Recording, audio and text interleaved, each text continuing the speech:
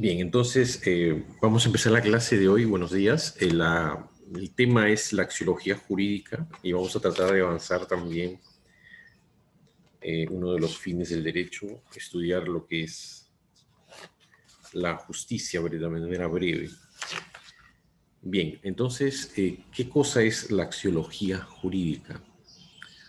Ah, para empezar, debemos definir lo que es la axiología. La axiología es la disciplina filosófica que estudia la teoría de los valores. ¿Y qué significa la palabra valor? La palabra valor tiene tres significados. En primer lugar, como vivencia del valor, que es el estado psicológico de la persona que valora.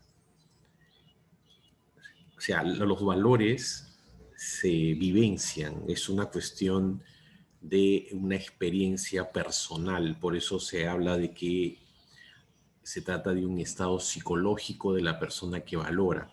Nosotros somos eh, aparte de ser Homo sapiens, hombres o homos, eh, hombres que también fabricamos, sino también somos hombres que valoramos. Entonces, por eso se habla de una vivencia del valor, un estado psicológico de la persona que siempre valora. Por ejemplo, en derecho siempre se dice que una norma es justa o injusta o una decisión es justa o injusta. El otro significado es la idea de valor, que es la esencia ideal que está más allá de todo valor. O sea, siempre, no solamente hay una cuestión de vivir, una vivencia del valor, sino también hay una idea de valor más allá de lo que realmente se practica o se vive. En el anterior punto se decía que es una vivencia, que es un estado psicológico, pero en este segundo significado tiene que ver con una tarea de desentrañar la naturaleza propia del valor, de tener una idea de valor. ¿Qué cosa es el valor? ¿Es un ente? ¿Es una relación? Y el tercer significado de valor es la cualidad del valor, que es una referencia valorativa. Siempre se valora en función de otros valores o de otras circunstancias. Siempre la parte valorativa tiene que ver con comparaciones que uno puede hacer con otras circunstancias. Por eso se dice que es una referencia valorativa. Ahora bien, ¿de dónde viene la palabra axiología? La palabra axiología es un neologismo, o sea, es un término que ha aparecido en el siglo XIX y está compuesta de dos términos, o a partir de dos términos se ha creado esta palabra axiología. Viene del término griego axios, que significa digno, de gran valor, lo que, y logos, que significa estudio o tratado. En este sentido, la axiología es la ciencia, en este caso filosófica, que estudia los valores. Y se debe este término al filósofo húngaro Bohm, en la distinción entre la axiología y la ontología, es decir, entre la ciencia de los valores y la ciencia de lo real. Hemos visto que la ontología es el estudio del ser en tanto que ser, y lo que le interesa a la ontología es desentrañar la naturaleza de la realidad.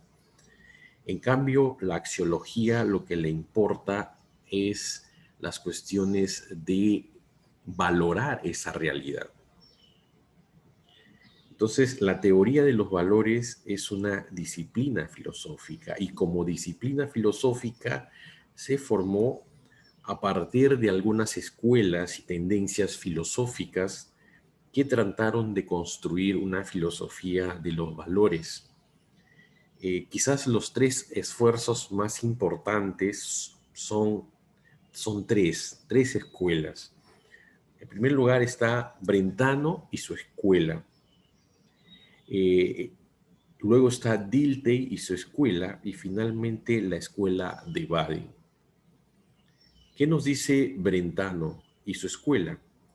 Trató del problema del valor, sobre todo mediante una reflexión sobre los actos de preferencia y repugnancia. A esta actitud se denomina estimativa. O sea, siempre cuando nos enfrentamos a la valoración de cosas, lo hacemos en función de que algo nos repugna o algo lo valoramos, o sea, tenemos algo de preferencia o una simpatía. La otra escuela, la segunda escuela, es la escuela de Dilthey. Dilthey trató el problema del valor mediante un análisis de los fundamentos de las concepciones del mundo, es decir, de la cosmovisión. O sea, en esta parte, Dilthey lo que señala es que a partir de la cosmovisión que tenemos del mundo y de la vida, se puede establecer también una estimativa, una cuestión de valor, una cuestión valorativa acerca de las cosas y acerca también de los hechos. Luego tenemos la escuela de Baden. Comprende esta escuela la línea de pensamiento de Lotze y las investigaciones axiológicas de Max Scheler y Nikolai Hartmann. La escuela de Baden pues está integrada por estos tres filósofos, Lotze, Max Scheler y Nikolai Hartmann. Esta línea filosófica trató el problema del valor en parte con ánimo de superar el relativismo historicista y también con el fin de escrutar las características del reino del deber ser. Entonces, en esta parte, esta última escuela es una escuela netamente del siglo XX, y lo importa es tratar de superar el relativismo historicista sobre los valores, porque siempre tener en cuenta que los valores han nacido o nacen a partir de las circunstancias históricas que le toca vivir a las personas, a los grupos de personas o a la propia sociedad. Y también se dice que los valores o la característica principal del valor es que pertenece al mundo del deber ser. Esos son las tres esfuerzos para construir una axiología filosófica. Son tres escuelas o tres corrientes que problematizan acerca de los valores. Luego tenemos tres teorías sobre el valor. Existen tres teorías sobre el valor. Primero está la teoría platónica del valor. Como les decía hace un momento, al comienzo de la clase, la axiología nace en el siglo XIX, pero los problemas valorativos o los problemas de axiología están presentes desde de los filósofos griegos, desde la antigüedad, y por eso hay una teoría platónica del valor. ¿Qué nos dice Platón? ¿O qué nos dice la teoría del Platón? El valor para esta corriente, para este filósofo, es absolutamente independiente de las cosas. O sea, por un lado están las cosas tal como son, y por otro lado está la cuestión de los valores. Si esa cosa es buena o mala, si esa actitud es justa o injusta, si esa decisión es buena o mala.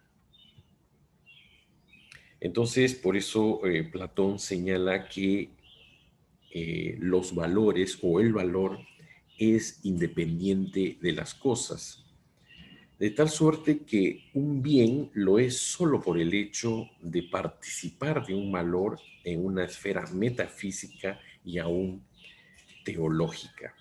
O sea, la idea principal de Platón es que no hay que confundir las cosas o los entes con la idea que se tenga de ese ente en cuanto a la estimativa, en cuanto a su valoración, a decir si es bueno o si es malo, o si es justo o injusto. La segunda teoría es el nominalismo de los valores.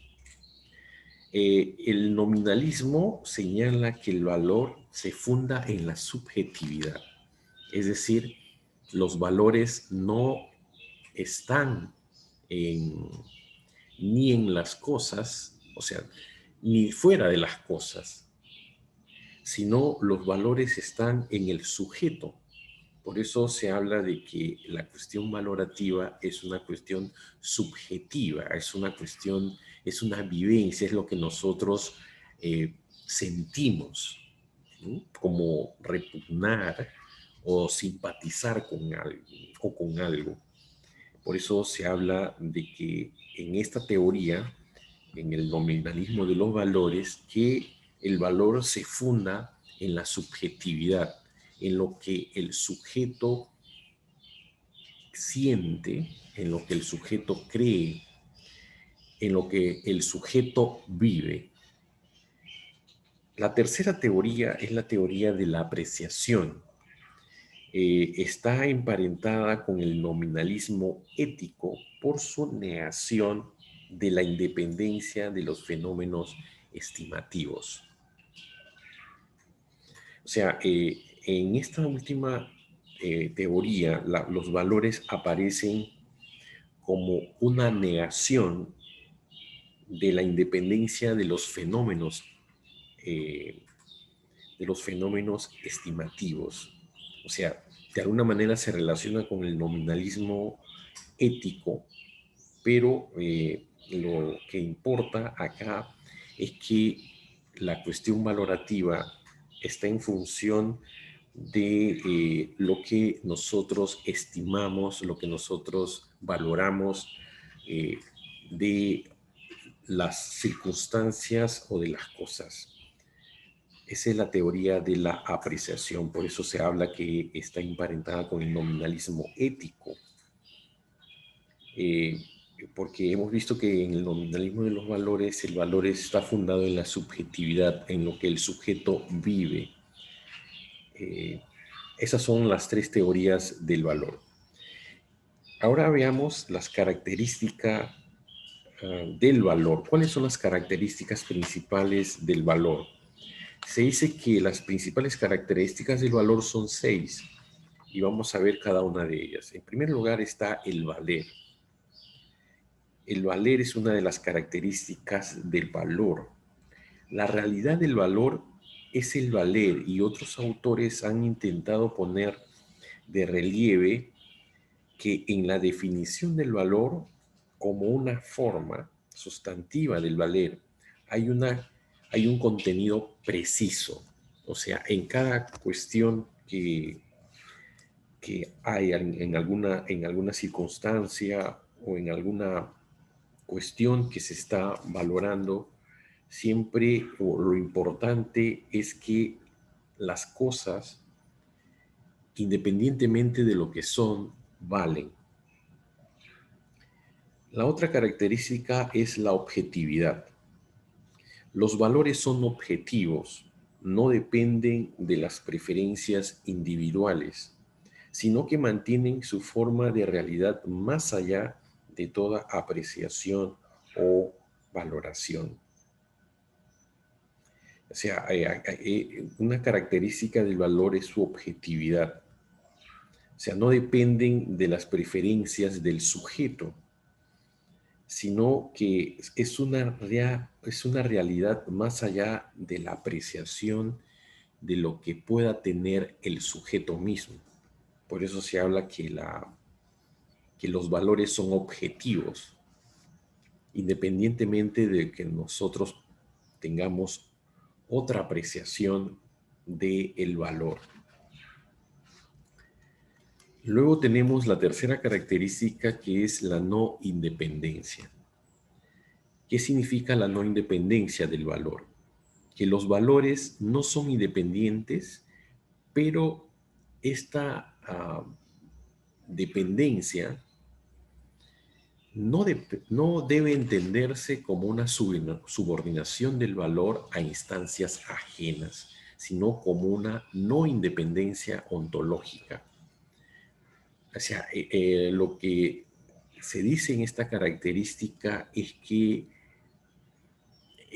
la cuestión valorativa depende de lo que las cosas son, en verdad. Eso es lo que nos dice. Por eso se habla de una no independencia. Pero es una dependencia no como una subordinación a instancias ajenas. O sea, el valor no está subordinado a nada, sino solamente a la naturaleza de la cosa misma. O sea, porque la ontología nos dice lo que la cosa es. Entonces, su no independencia es una cuestión ajena a la naturaleza propia de la cosa. Eso significa la no independencia. La cuarta característica del valor es su polaridad. Esta característica significa que siempre los valores tienen dos polos. Por ejemplo, la cuestión de la justicia, su opuesto es la injusticia. De lo bueno, su opuesto es lo malo, etc. Entonces, siempre en los valores vamos a encontrar sus opuestos. En el caso de los valores jurídicos que vamos a ver, por ejemplo, la seguridad, su opuesto es la inseguridad. El tema del bien común, su opuesto es que los bienes no son comunes. El opuesto de la paz es el caos. Esas son, en eso significa, o eso significa esta característica de su polaridad. La otra característica, la quinta característica del valor es su cualidad. Esta característica significa de que siempre en todo valor vamos a encontrar sus cuestiones negativas y sus cuestiones positivas. O sea, un valor siempre o es positivo o es negativo. Ese es en cuanto a esta quinta característica de su cualidad. O sea, los valores siempre se consideran buenas o se consideran malas, o positivas o negativas. Y finalmente, la sexta característica de los valores es que los valores tienen jerarquía. El conjunto de valores se ofrecen en una tabla general ordenada jerárquicamente. Max Scheler se ha encargado de tratar de jerarquizar los valores. Bueno, esto no siempre lo han compartido todos los autores, porque se considera que los valores tienen una misma jerarquía, o sea, están en el mismo nivel. Sin embargo, siempre se ha tratado de establecer una tabla, una jerarquización de los valores. Por ejemplo, para Platón, el valor supremo es el bien. Ahora, el problema central del valor radica en una sencilla cuestión, al margen de lo que hemos caracterizado. La pregunta siempre que se hace con respecto al valor es si es un ente o si es una relación. Eso es en cuanto ya a ver el problema del valor en su aspecto ontológico. O sea, porque hay una tarea también de decir o de desentrañar qué son los valores, decir qué son los valores, y eso es una tarea ontológica. Entonces, siempre la pregunta que se hace el filósofo de los valores es saber si se trata de un ente o simplemente es una relación.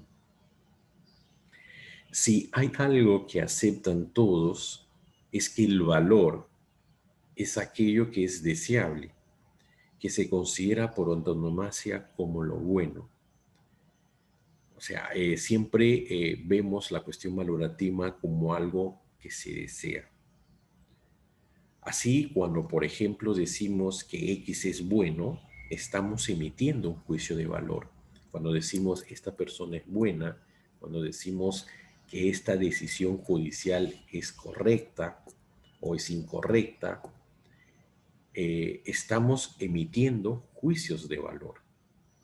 El desacuerdo surge cuando queremos definir qué es bueno o qué es lo deseable, o más aún cuando queremos hacer una jerarquía de los diversos valores en juego.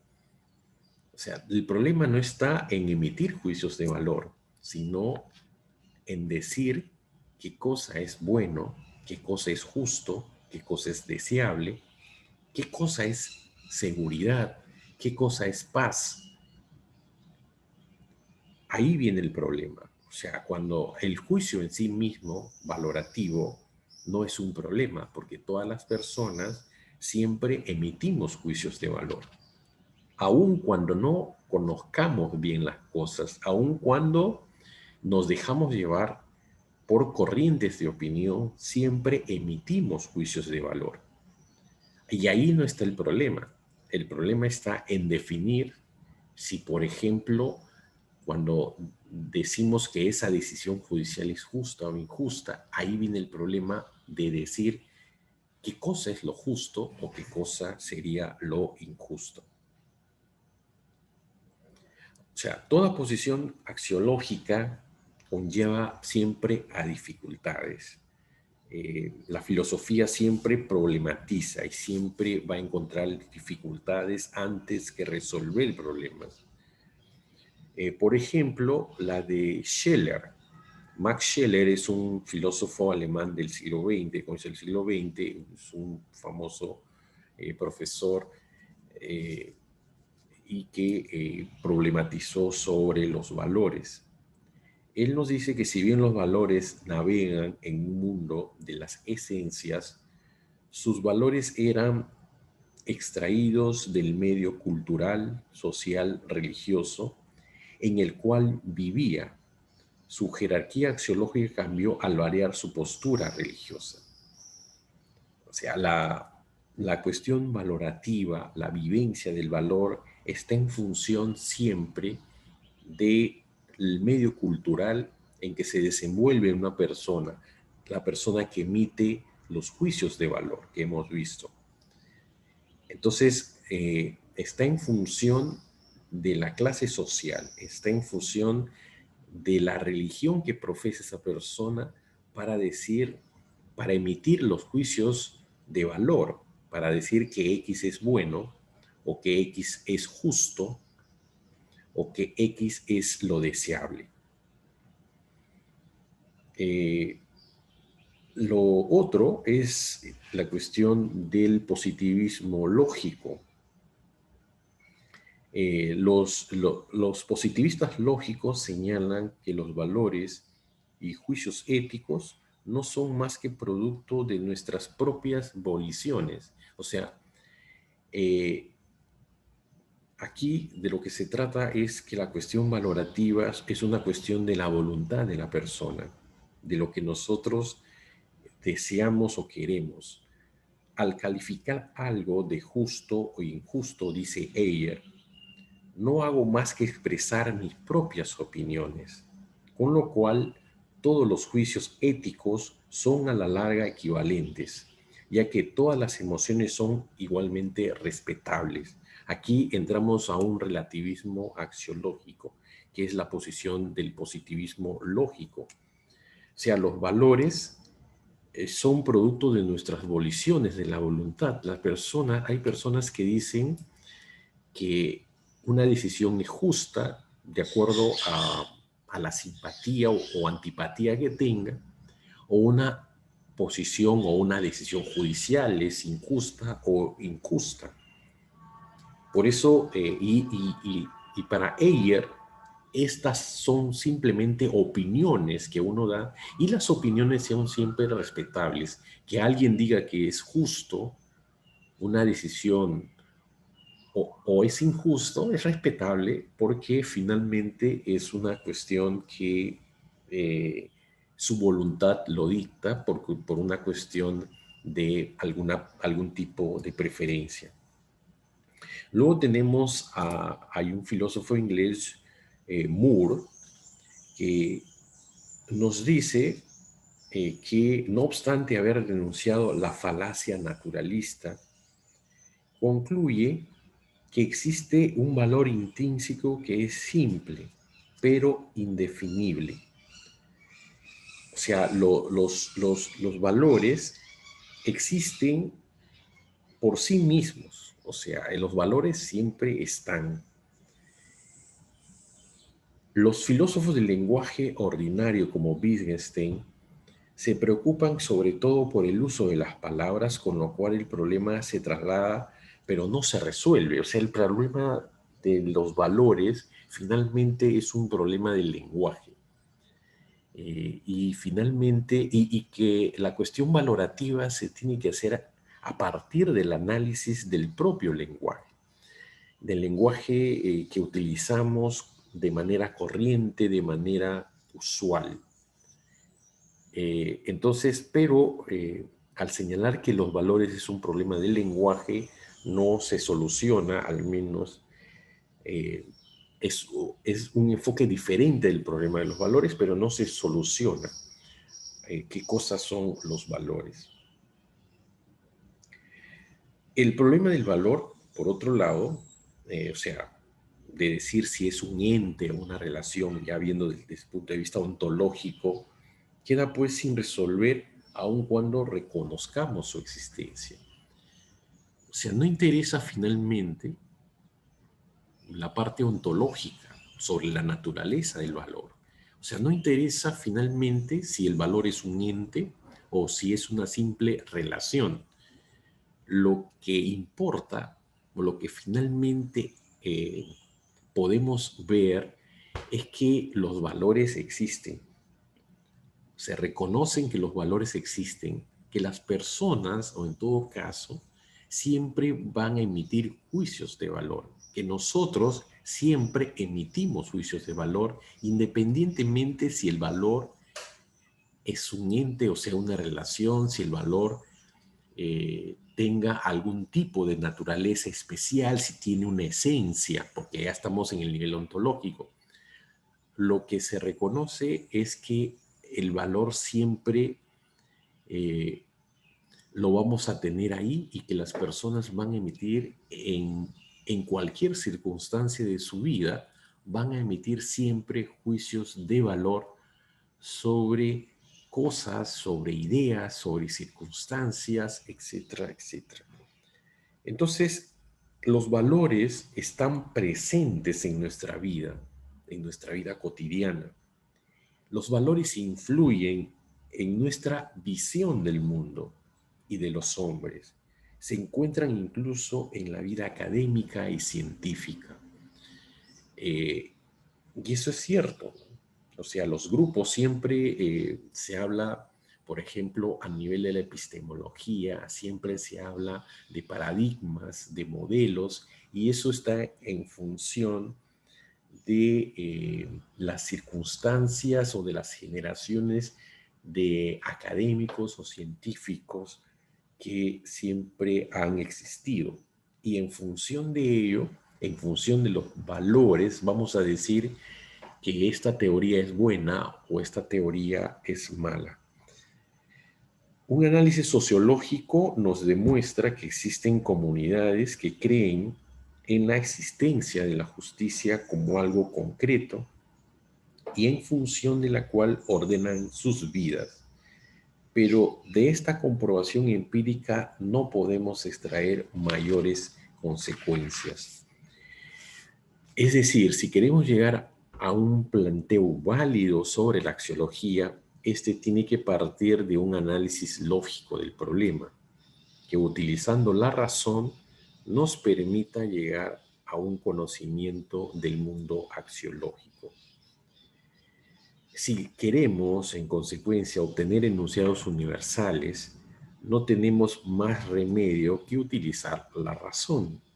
la, la cual no puede dar cuenta del valor, pero sí puede impedir que ésta parezca descontrolada. O sea, la razón siempre finalmente nos va a ordenar, nos va a decir por dónde apuntan la estimativa, por dónde apunta la axiología. Entonces, la razón es importante para no tener eh, el problema estimativo, valorativo descontrolado, dice. O sea, para que la cuestión valorativa no sea caótica incluso, y para decir que los valores por lo menos tienen algún tipo de jerarquización, porque la jerarquía de los valores, este ordenamiento, esta pretensión que ha tenido Max Scheler, es un esfuerzo de la razón y no es una cuestión, porque la cuestión valorativa siempre es la emisión de los juicios de valor. Entonces, no sabemos qué es el valor, pero podemos estudiarlo racionalmente a fin de obtener sus características universales e invariables, aun cuando quede todavía un sector de penumbra que escapa a nuestro esfuerzo. O sea, la razón nos va a ayudar a estudiar los valores. O sea, la razón nos va a permitir hacer una jerarquización de los valores y estudiarlo, aunque con la propia razón no podamos desentrañar la naturaleza del valor, es decir si es un ente o simplemente una relación. Existen pues los valores, pero ellos aparecen bajo muchas ópticas y relaciones. Solo un análisis racional nos permite controlar los enunciados del valor a fin de que tengan un alcance suasorio universal, es decir, que sea aceptado en principio por todos los hombres. Ese es un ideal. Siempre la cuestión estimativa, valorativa, es de acuerdo a las circunstancias de los hombres y de los pueblos. Por eso se habla siempre de que se trata de un estado psicológico, de que hay una vivencia de los valores y de que son relativos además, a pesar de que hay la pretensión de que los valores sean universales y que sean aplicados o sean válidos en cualquier circunstancia. Sin embargo, vemos que eso a veces no es posible. Por ejemplo, el tema de los derechos humanos, que para todos es fundamental, es lo valioso, lo más importante que ha podido, al menos el mundo occidental, ponerse de acuerdo. Sin embargo, el tema de los derechos humanos en los pueblos musulmanes tiene otra concepción. Y también seguramente en algunas posiciones de carácter socialista, que todavía de los rezagos que quedan del socialismo, sobre todo los que supuestamente practican el socialismo, van a tener una visión diferente de los derechos humanos. Hay derechos humanos en función del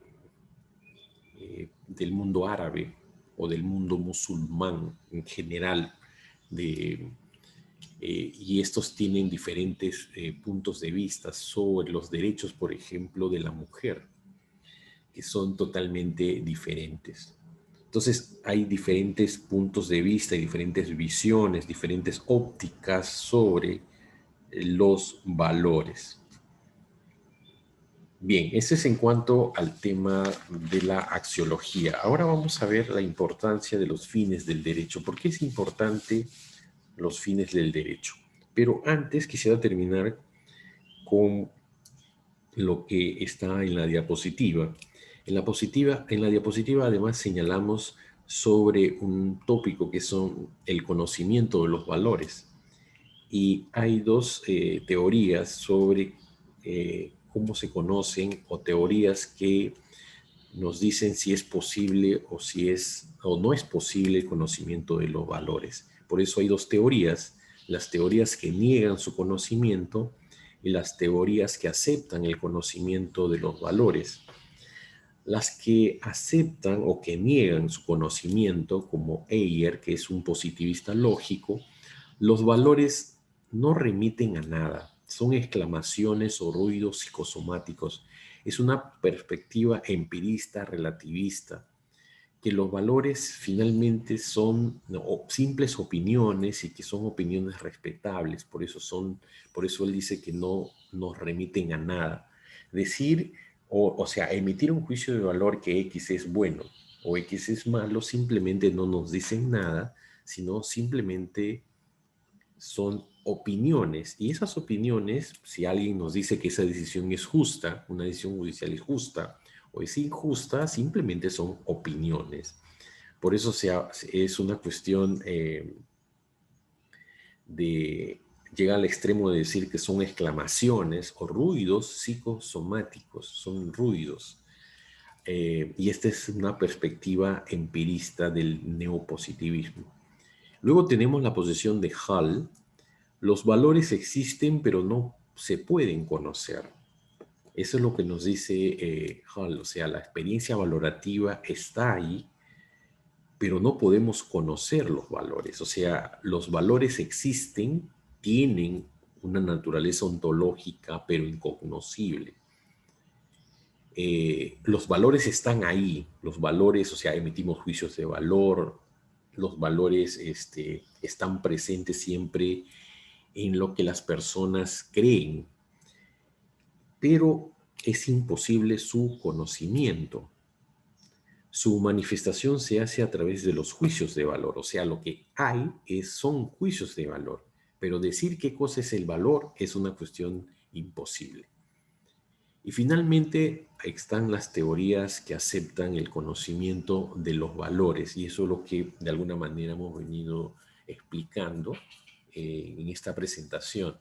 O sea, la mayor parte de los filósofos o los que practican la axiología jurídica o la axiología en términos generales aceptan su conocimiento, o sea que es posible conocer los valores no solo a partir de la cuestión, hemos visto que la razón nos permite ordenar los valores, estudiar los valores, estudiar estos juicios de valor que se emiten. O sea, eso está descontado. Por eso se dice que es posible el conocimiento de los valores, aunque no sea desde el punto de vista ya ontológico, desentrañar su propia naturaleza. O sea, no interesa que el valor sea un ente o una relación, sino lo que importa es que estos juicios de valor que emiten las personas o que emiten los pueblos, finalmente se pueden estudiar y se pueden ordenar. Ahora, tenemos finalmente la importancia de los fines del derecho. ¿Por qué es importante los fines del derecho? El derecho, al igual que la moral y la política, orienta la conducta humana, no hacia aquello que es, sino hacia un deber ser. Le dirige hacia fines. O sea, la moral, la política y también el derecho siempre regulan la conducta humana, siempre establecen las luces para que las personas tengan un determinado comportamiento. Y no hacia aquello que es, sino hacia aquello que debe ser. El derecho pertenece al mundo del deber ser. O sea, los fines poseen para el derecho un doble significado. Primero, como principios que dirigen su elaboración y que se incorporan en normas y en instituciones. Son internos al orden público. O sea, los fines del derecho aparecen como principios y están presentes tanto en la elaboración de las normas y también se consideran en su aplicación. Por eso es que estos principios están incorporados en las normas que dictan los legisladores, en las normas, en las instituciones.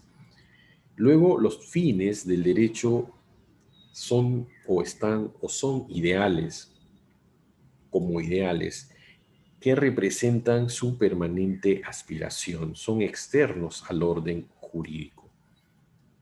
O sea, por un lado, los principios están presentes de manera interna en el ordenamiento jurídico, en el sistema jurídico, y los ideales, por otro lado, son las aspiraciones que van a tener primero los creadores de la norma y también finalmente los operadores jurídicos que van a aplicar la norma. Por eso se dice que son externos al orden jurídico, o sea, no estarían presentes propiamente en el sistema, sino están presentes en las aspiraciones que tienen los legisladores y también los operadores jurídicos, sobre todo los que resuelven problemas, los que resuelven controversias, los que resuelven incertidumbres jurídicas. Como principios, los fines adquieren vigencia dentro de las reglas y pertenecen al mundo de las realidades. Es decir, como principio, los fines del derecho están siempre en la norma.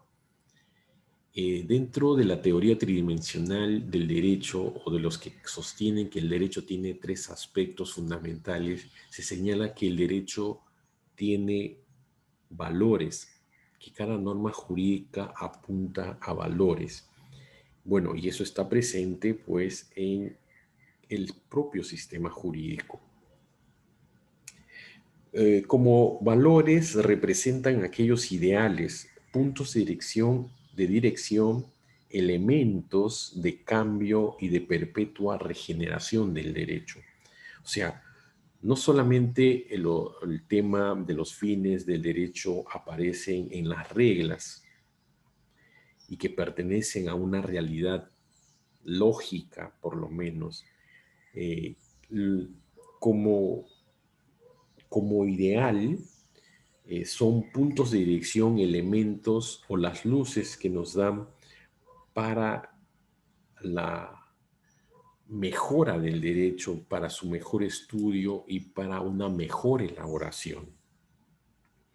Esto explica por qué no pueden establecerse relaciones, semejanzas y antinomias entre el bien común y la seguridad por un lado y la justicia por el otro. Los dos primeros son fines propiamente dichos, realizables, mientras que la justicia pertenece exclusivamente al mundo de los valores.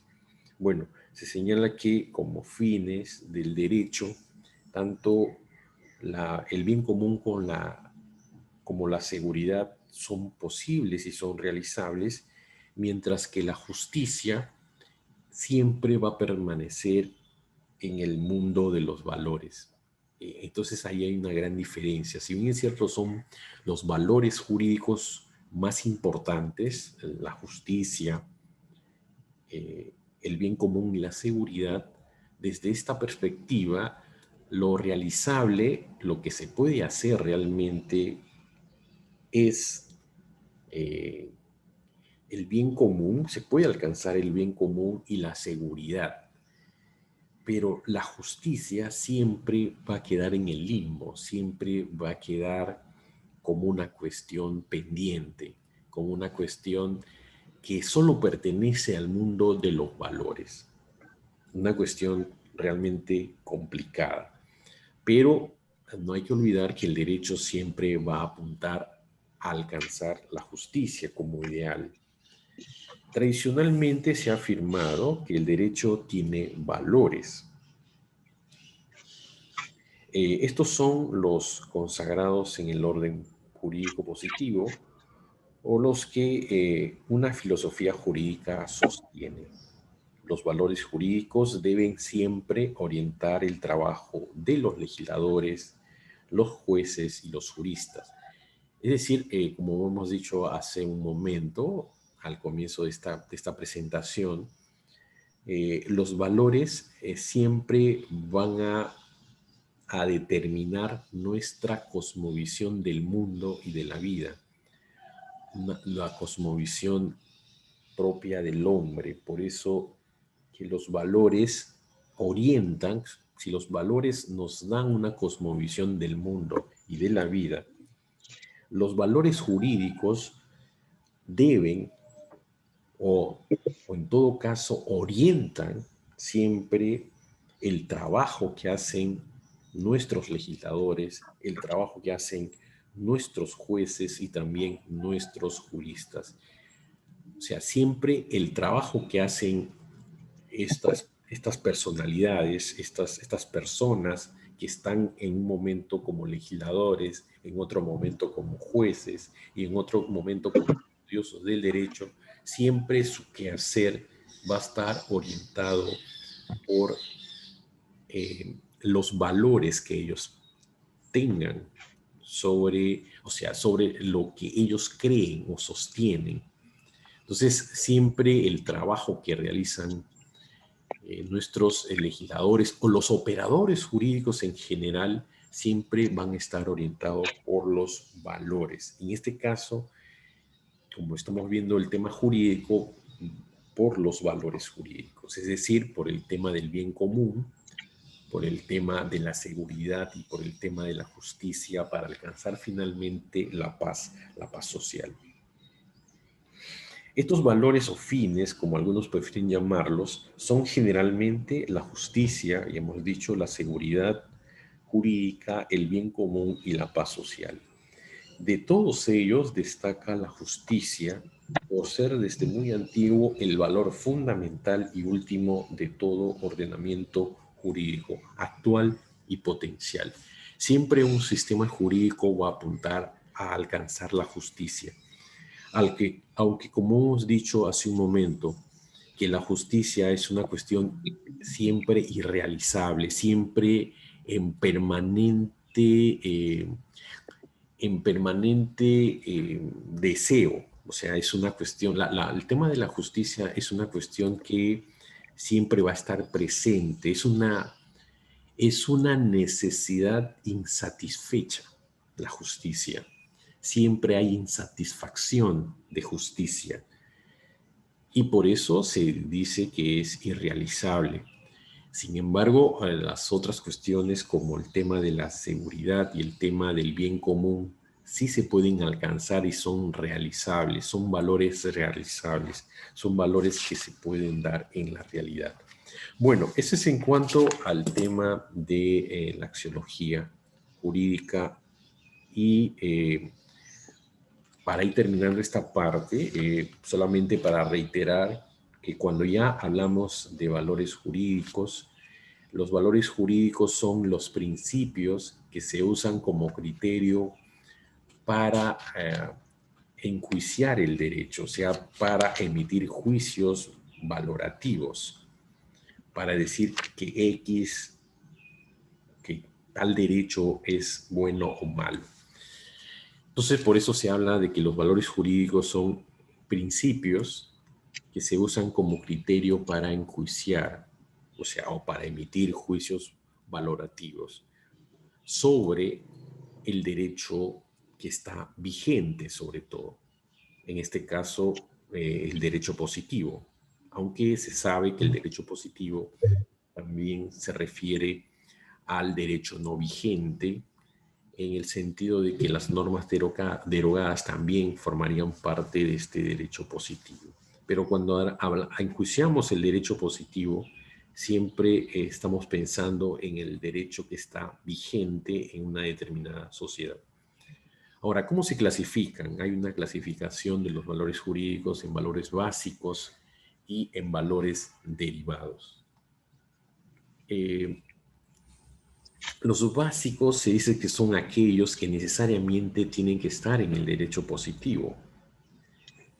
¿Y cuáles son? Son la justicia, la seguridad jurídica y el bien común. Esos son los valores jurídicos básicos. Y se habla también de valores jurídicos derivados. porque aparecen con la realización de los valores básicos. O sea, sin la realización, sin que estos valores básicos estén, no se podrían realizar o no se podrían dar estos valores derivados, que son la libertad, la igualdad y la paz social. Hay autores que sostienen que la libertad y la igualdad no serían valores jurídicos, pero en esta, al menos en la presentación que estoy haciendo, se consideran que son valores derivados, que aparecen necesariamente con la realización de los valores básicos. O sea, si nosotros tenemos seguridad, si se da el bien común, que hemos visto que son realizables, evidentemente vamos a tener libertad. Y la libertad es el derecho más importante que tiene el hombre. O sea, la libertad, entendido en su libertad plena. En la libertad no solamente, la libertad no solamente individual, sino también la libertad social, la libertad política, etc. Y por otro lado está la igualdad. O sea, sin la cuestión de la seguridad y el bien común, no podríamos alcanzar la igualdad. Y sin justicia, sin seguridad y sin bien común, no alcanzaríamos la paz social. Por eso se habla de que son valores jurídicos derivados, porque necesariamente se tiene que realizar los básicos para que se puedan dar estos valores jurídicos derivados. Con eso estaríamos terminando esta parte de la clase con respecto a la axiología jurídica, con respecto a qué se entiende por valor, cuáles son las características del valor, ¿no? Y por qué es importante hablar de los fines del derecho. Ahora me gustaría conversar con ustedes sobre lo que es este valor fundamental que es la justicia. La justicia es un problema de carácter axiológico que lo han venido discutiendo desde la filosofía antigua, o sea, desde la filosofía griega se ha problematizado sobre la justicia. En la República de Platón, por ejemplo, este es el diálogo sobre el problema de la justicia. Yo les recomiendo la lectura de la República de Platón, que es muy, muy interesante. Entonces, ¿qué cosa es la justicia? Ya hemos dicho que la justicia es de los valores básicos del derecho y que está pendiente o que siempre está pendiente su realización. Siempre va a haber el deseo de justicia, siempre va a ser una cuestión insatisfecha por las diversas circunstancias que tiene, que vive cada persona, cada individuo, cada grupo, cada pueblo. Entonces siempre hay un problema de alcanzar la justicia. En la diapositiva nosotros hemos tratado de dar un concepto, pero antes quisiera explicarles de manera breve cuál es el panorama sobre la justicia. Siempre la justicia ha sido una cuestión problemática, no solamente ahora, sino siempre, desde que los pensadores han problematizado sobre qué cosa es este valor. Entonces, desde la antigüedad se sostiene que la palabra justicia es problemática por dos razones. Porque la mayoría de los seres humanos poseen un sentimiento de lo que es justo o injusto. O sea, aquí ya estamos en el plano, hemos visto, de la vivencia valorativa. O sea, es un estado psicológico de las personas. Los seres humanos siempre poseemos este sentimiento de lo que es justo o injusto. Y aquí se relativiza la justicia. O sea, puede ser que para una decisión judicial para una de las partes sea justo y para la otra parte va a ser siempre injusto. Va a haber una parte siempre insatisfecha. Por eso se dice que la palabra justicia es problemática, porque la mayoría de personas tienen un sentimiento de lo que es justo o injusto, independientemente de las circunstancias o en función de las circunstancias que le está tocando vivir. Una persona que no es admitida su pretensión en un ambiente judicial, evidentemente va a estar insatisfecha de justicia y va a considerar una decisión como injusta. O sea, el demandante, la persona demandante, y que su demanda se declara infundada, significa que no tiene razón, que no, que su pretensión no es admitida porque no ha aprobado, porque etcétera, etcétera. Entonces, este rechazo por parte de la administración pública, pues, judicial, siempre va a ser una cuestión insatisfecha y para ellos va a haber un sentimiento de injusticia. Entonces, por eso es problemática en primer lugar. Y por otro lado, porque el término, o sea, la palabra justicia, ha sido objeto de profundas y muy variadas reflexiones desde los filósofos antiguos, desde Pitágoras, desde los pitagóricos hasta nuestros días, sin que se haya encontrado una noción clara de ella. O sea, decir qué cosa es la justicia es un problema muy difícil de resolver. Siempre se postula, siempre se trata de decir qué cosa es la justicia, pero estos conceptos o estas definiciones siempre van a estar o van a ser insatisfechas, insuficientes. Entonces, ahora, desde el plano empírico, es evidente que existe en el hombre un deseo de justicia que es innato, el cual da como resultado situaciones y planteamientos teóricos diversos de gran importancia. Por ejemplo, un autor italiano, Abagnano, distingue dos tendencias del significado del término justicia. Se considera que la justicia es la conformidad de un comportamiento a una norma. Esa es la primera tendencia o significado. Y dice, en segundo lugar, se entiende que la justicia es la capacidad de una norma para hacer posibles las relaciones humanas. Entonces, hay estas dos tendencias que la primera tendencia es en señalar que la justicia es la conformidad de un comportamiento a una norma, es decir, estamos en el nivel de justicia o se hace justicia cuando una persona o cuando un grupo de personas o alguien tiene un comportamiento conforme a la norma, conforme a una regla.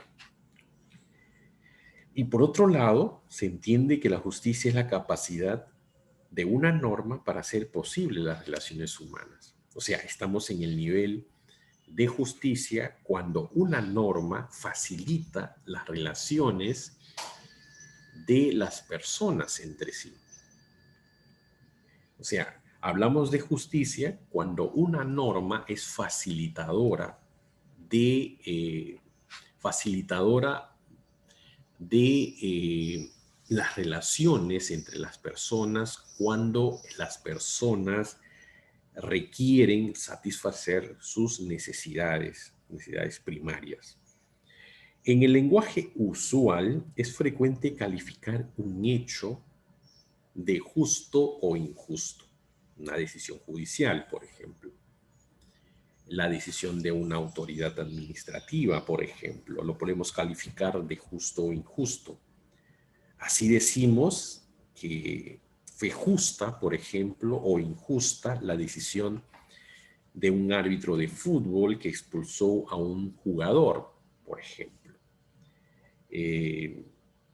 Entonces siempre hay una cuestión de calificar. Por ejemplo, el otro día vimos un partido de Perú-Brasil y que al menos para todos los peruanos, el arbitraje en sí ha sido un arbitraje pésimo y podríamos calificarlo de injusto. Eh, En este, como en la mayoría de los casos, la calificación sobre la justicia se refiere a actos humanos. O sea, los actos humanos siempre son pasibles de ser calificados en función de si este acto es justo o injusto. O sea, la justicia se exige a los hombres, se exige al comportamiento de los hombres, se valora los actos humanos. Eh, Sobre los actos humanos podemos decir que es correcto o incorrecto, justo o injusto, podemos decir que es bueno o que es malo. Sin embargo, con respecto a la naturaleza, no podríamos emitir estos juicios de opinión. Podríamos decir que, no sé, por ejemplo, un huracán o un sismo, podríamos decir que es justo o injusto. Entonces, desde esta perspectiva, no se podría valorar, simplemente es, o simplemente son. O sea, la idea de justicia, es decir, de los principios que han de regirnos para calificar como justo o injusto un hecho o solución de un problema, no es la misma para todos. O sea, esta tesis nos podría hacer pensar que la justicia es sobre todo un sentimiento, una valoración puramente subjetiva y emocional que no se presta a un análisis racional. Los neopositivistas, como hemos visto en la diapositiva anterior con Heyer, eh, las cuestiones valorativas son simplemente exclamaciones, son voces, nada más. Entonces ahí no habría una tarea de racionalidad. Entonces, no se podría hacer un análisis racional sobre la cuestión de la justicia.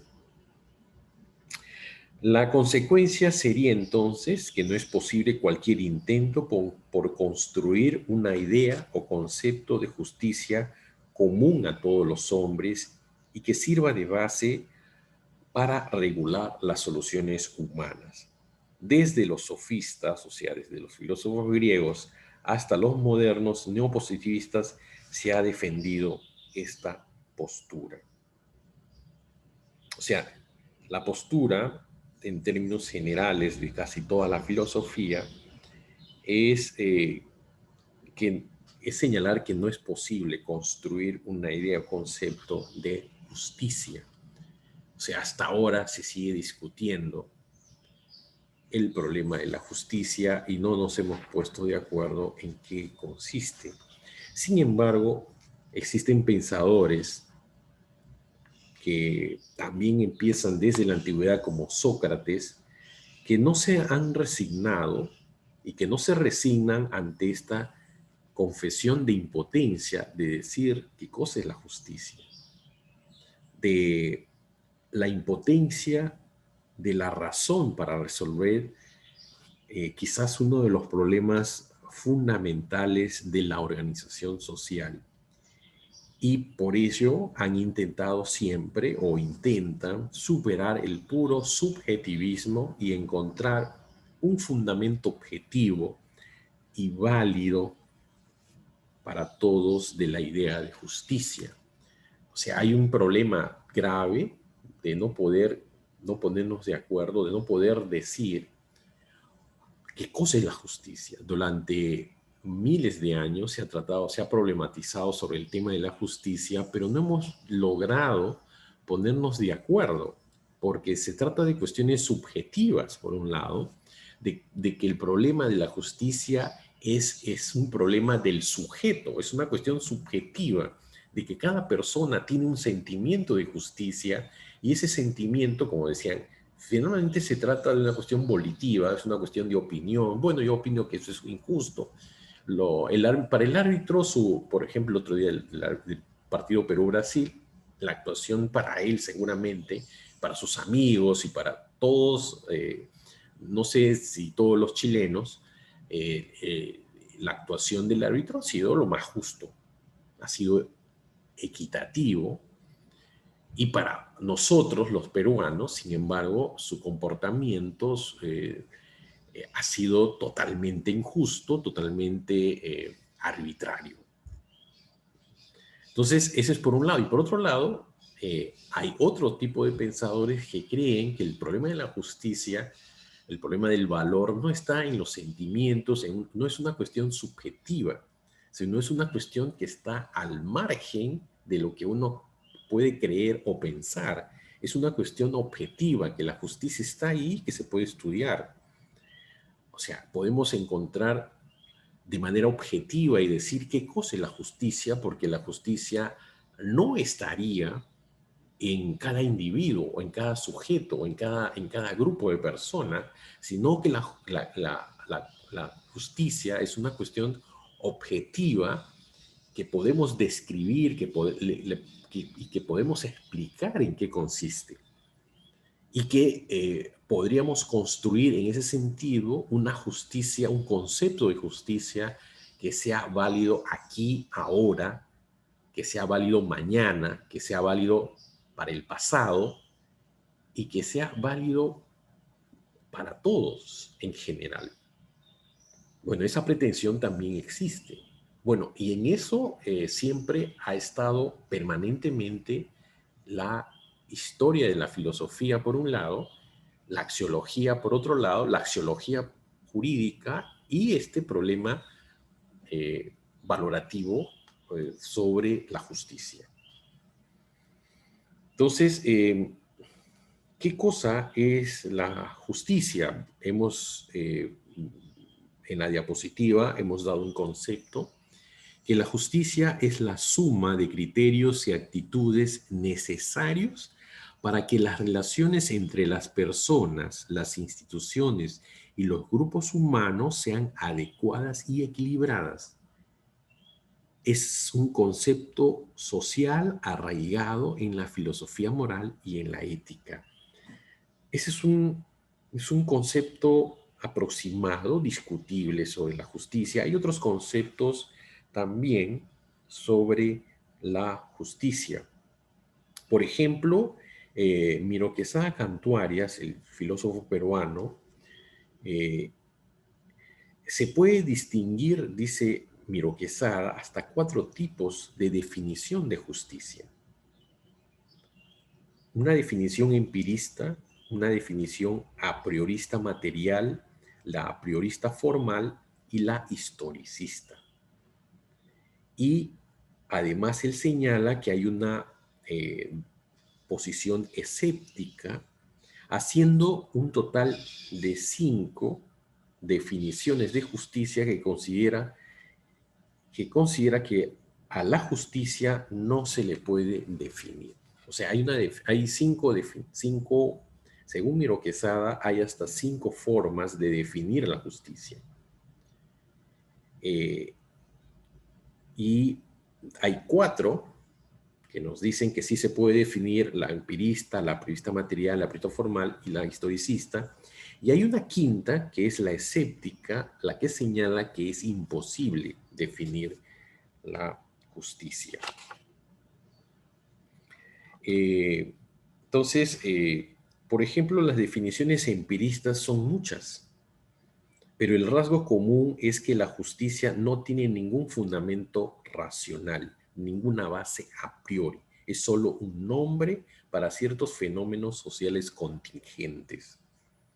Las definiciones a prioristas materiales tienen de común que en todas ellas el hombre tiene una facultad que le permite saber, con independencia de la experiencia, qué comportamiento y qué leyes son justas.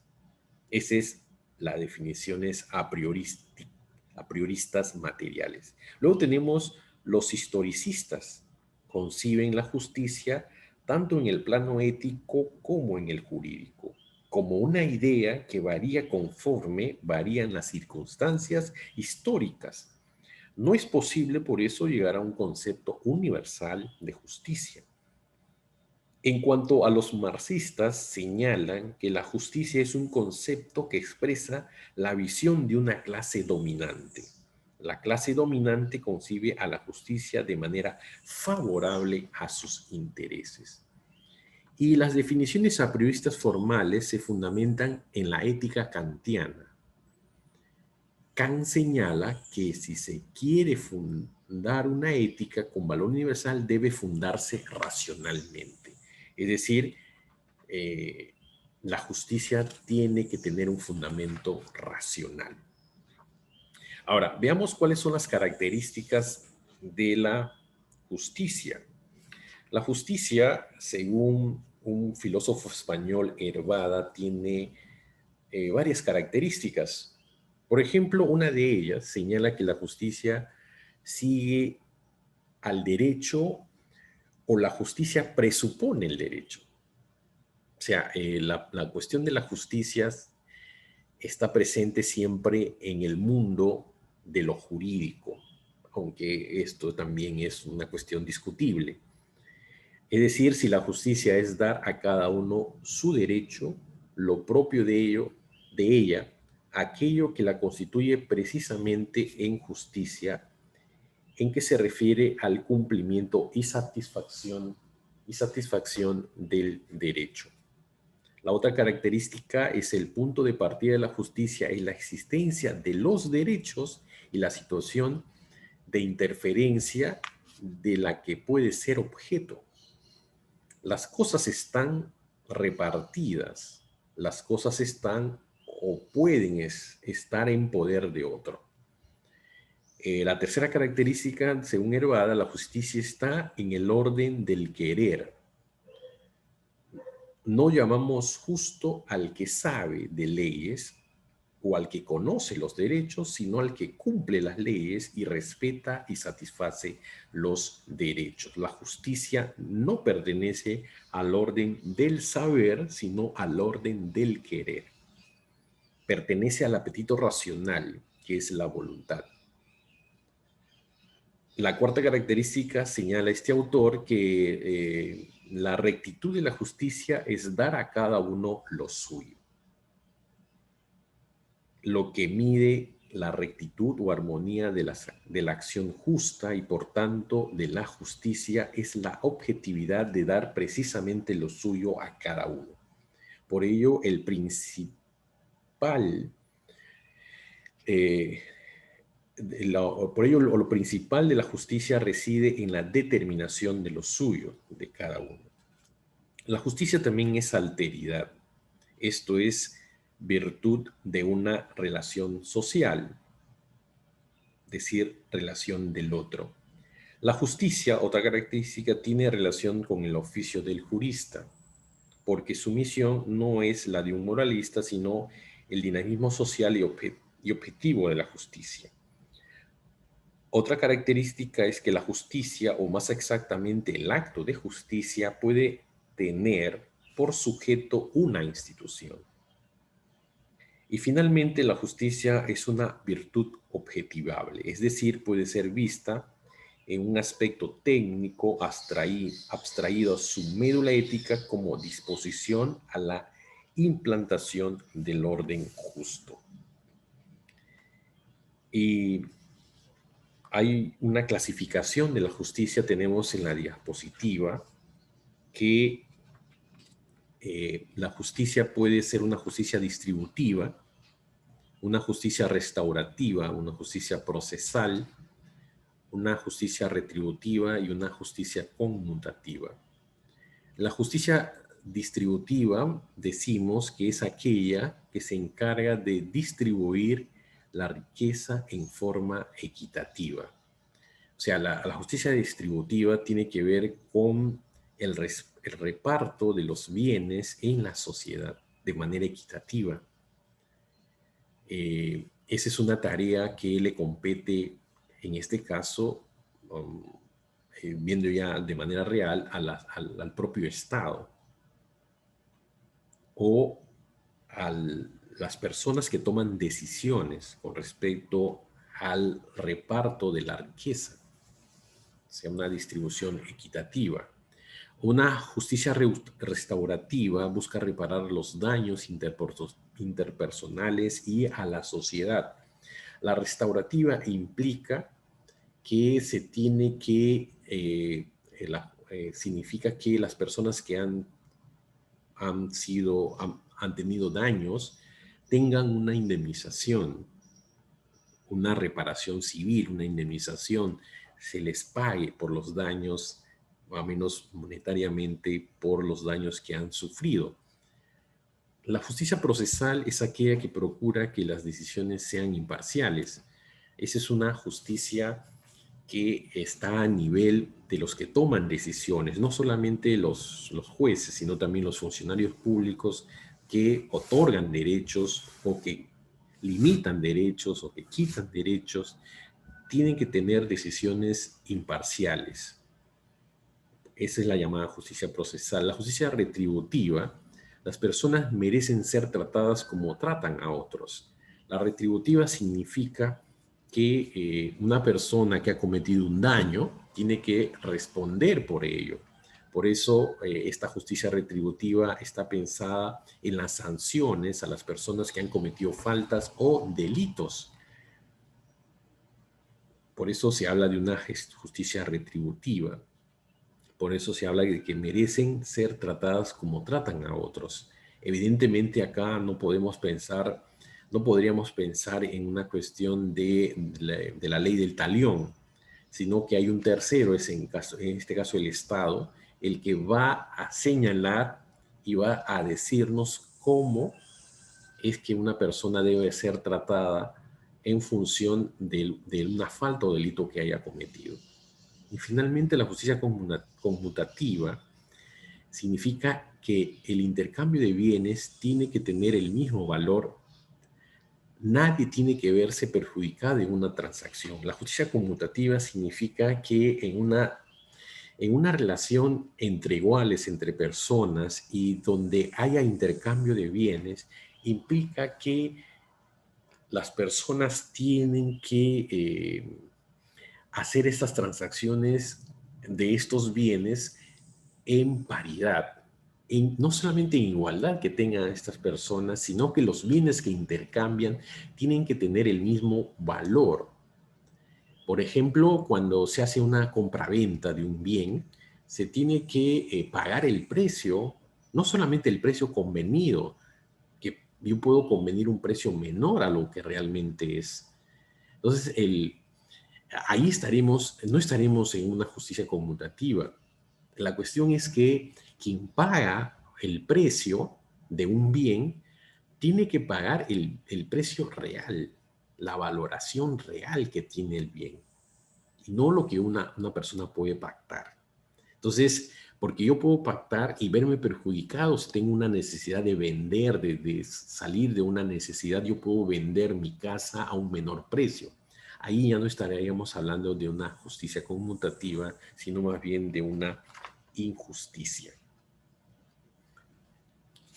Y para ir terminando la clase, se habla también de la justicia. Hay una justicia, una clasificación de la justicia siguiendo a Aristóteles. El Estagirita Aristóteles señala que hay una justicia general y hay una justicia particular.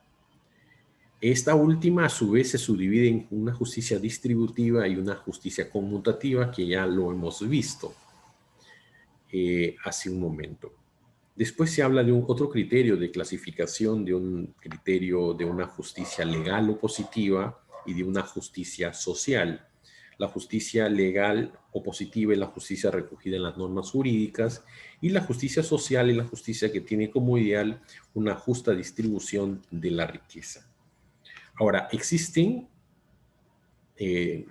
teorías acerca de la justicia, y con eso terminaríamos esta parte de la presentación y esta parte de este valor del derecho. Hay teorías que explican la justicia. Por ejemplo, según Ralph Dreyer, hay las teorías analíticas, las teorías empíricas, las las teorías normativas, que a su vez son materiales y procesales, y hay otro criterio de clasificación que nos dicen que hay teorías cognoscitivas, teorías no cognoscitivas y las teorías intersubjetivas. La teoría analítica, según Dreyer, son teorías sobre estructuras lógicas y contenidos lingüísticos del concepto de justicia y su utilización en los juicios de justicia. Ahora bien, son pocas las teorías exclusivamente analíticas. Por lo general, estas teorías son elementos de teorías empíricas o normativas de la justicia. Y efectivamente hay las teorías empíricas de la justicia, que son aquellas teorías que responden a saber cuáles ideas de justicia han sido o serán representadas en una sociedad y cómo se explican histórica, sociológica, psicológica o económicamente, y qué papel han jugado o juegan efectivamente en las sociedades. Luego tenemos las teorías normativas de la justicia, que son teorías sobre cuáles concepciones de justicia y juicios éticos se justifican o de qué manera se pueden justificar éticamente. Las teorías de esta clase surgen y se colocan en el centro de la filosofía del derecho y el Estado, tanto clásica como moderna, y se dividen en dos, como hemos dicho, en materiales y en procesales. Son teorías, las teorías materiales son teorías normativas sobre lo que es justo e injusto. Y las teorías normativas, procesales de la justicia son teorías normativas sobre los métodos de producción del derecho justo o la legitimación de juicios de justicia. Luego tenemos las teorías cognoscitivas. Las teorías cognoscitivas señalan que se puede conocer los valores por cuanto son realidades objetivamente independientes del sujeto que las conoce. Es decir, es posible conocer lo que es la justicia. Y las teorías no cognoscitivas son aquellas que niegan que se puedan conocer los valores y por tanto no se podría conocer la justicia, pues son simples definiciones formales, por entenderlas como puras fórmulas vacías y tautológicas, es decir, son voces, son ruidos psicosomáticos, como decía Heyer. Y finalmente, las teorías intersubjetivas son una vía intermedia entre las dos anteriores, o sea, las teorías cognoscitivas y las teorías no cognoscitivas. Se conoce a esta como la rehabilitación de la razón práctica, es decir, ver si los juicios de valor que expresan distintas opciones de justicia pueden ser fundamentados racionalmente. Se trata de construir una lógica de los juicios de valor, porque lo que hay realmente son juicios de valor. Los autores agrupados en esta última teoría son Perelman, Tamelo y Robles en el ámbito de los juicios de valor, y también a Habermas y Alexis en el campo del derecho y de sus juicios de valor de las teorías normativas de la argumentación jurídica. Bien, con eso estaríamos terminando la clase de hoy. Y yo les agradezco por haber tenido la paciencia de escucharme. No les puedo dar pase a alguna pregunta o comentario porque